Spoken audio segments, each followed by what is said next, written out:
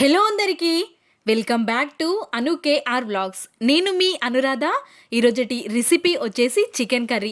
చాలా ఈజీగా మేము ఎప్పుడూ రెగ్యులర్గా ఇంట్లో చేసుకునే చికెన్ కర్రీ ఈరోజు మీతో షేర్ చేసుకోబోతున్నాను.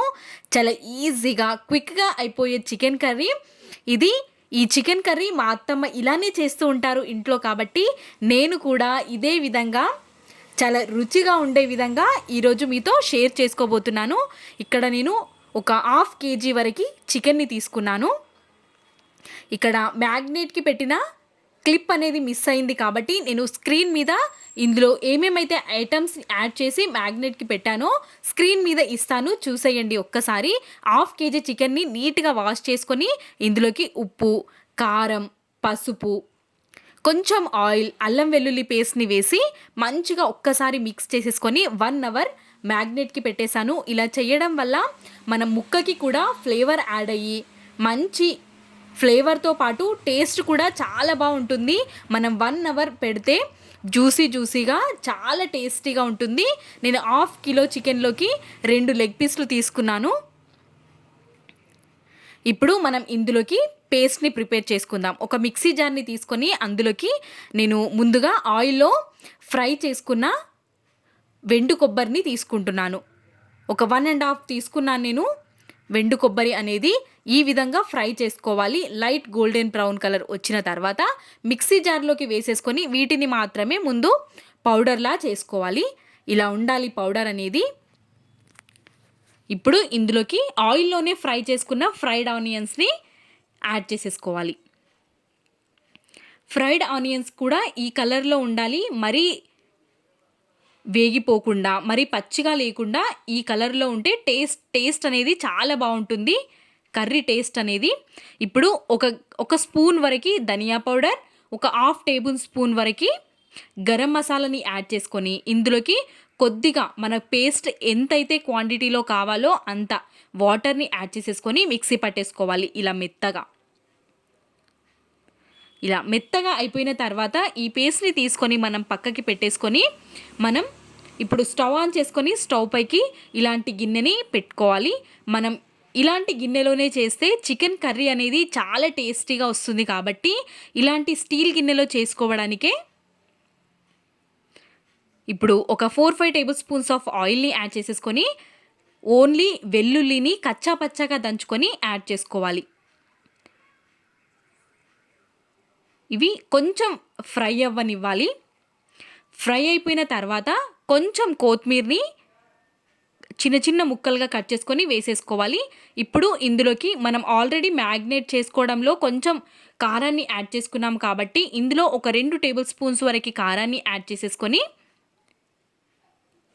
మనం మ్యాగ్నేట్కి పెట్టుకున్న చికెన్ని ఇందులో యాడ్ చేసేసుకోవాలి. ఇప్పుడు మొత్తం అంతటిని మిక్స్ అయ్యే వరకు ఒక్కసారి కలిపేసుకొని మనం ముందుగానే చికెన్ని మ్యాగ్నేట్కి పెట్టుకున్నాం, కాబట్టి ముక్కకి కారం, ఉప్పు మొత్తం పట్టి చాలా జ్యూసీగా వస్తుంది. కాబట్టి ఇలా ఖచ్చితంగా మనం చికెన్ తెచ్చినప్పుడు కొంచెమైనా ఉప్పు, కారం, అల్లం వెల్లుల్లి పేస్ట్, పసుపు, కొంచెం ఆయిల్ని వేసి మొత్తం ఒక్కసారి కలిపేసి 1 అవర్ పెట్టుకొని కర్రీ చేసుకుంటే టేస్ట్ చాలా బాగుంటుంది. ఇలా మీడియం ఫ్లేమ్లో పెట్టేసుకొని ముందు పీసెస్ని ఫ్రై అవ్వనివ్వాలి. ఇలా ఆయిల్, కారం ఇలా పడితే చాలా రుచిగా వస్తుంది. ఇప్పుడు కొంచెం ఫ్రై అయిపోయిన తర్వాత మనం ఇందులోకి ముందుగా పట్టి పెట్టుకున్న ఈ పేస్ట్ని యాడ్ చేసుకోవాలి. మనం కొబ్బరి, ఆనియన్ ఈ విధంగా మిక్సీ పట్టేసుకొని వేసుకుంటే థిక్నెస్తో పాటు గ్రేవీ కూడా మంచి కలర్లో మంచి రుచిగా వస్తుంది కర్రీ అనేది, కాబట్టి ఈ విధంగా చేసుకోవాలి. ఇప్పుడు మనం పేస్ట్ వేసిన తర్వాత కొద్దిసేపు ఫ్రై అవ్వనిచ్చి అడుగంటనివ్వకుండా మనం కలుపుతూ ఫ్రై చేసుకోవాలి. ఇలా ముక్కకి మొత్తం పట్టే విధంగా పేస్ట్ని కలిపేసుకోవాలి.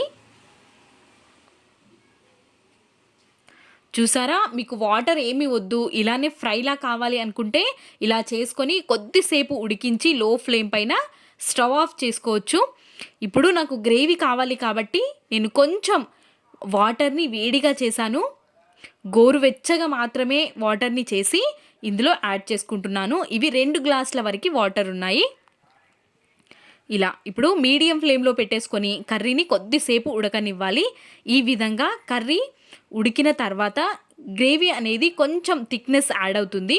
ఇప్పుడు ఇందులోకి కొంచెం కొత్తిమీరని, అదేవిధంగా నేను ఎవరెస్ట్ చికెన్ మసాలాని యూస్ చేస్తున్నాను. ఈ విధంగా మన ముక్కలు కూడా మంచిగా కుక్ అయిపోవాలి. అప్పటి వరకు మనం మంచిగా కుక్ చేసుకోవాలి మూతని కవర్ చేసుకొని. వీడియో కనుక మీకు నచ్చినట్టయితే లైక్, షేర్, సబ్స్క్రైబ్. హలో అందరికీ, welcome back to Anu KR vlogs. నేను మీ అనురాధ.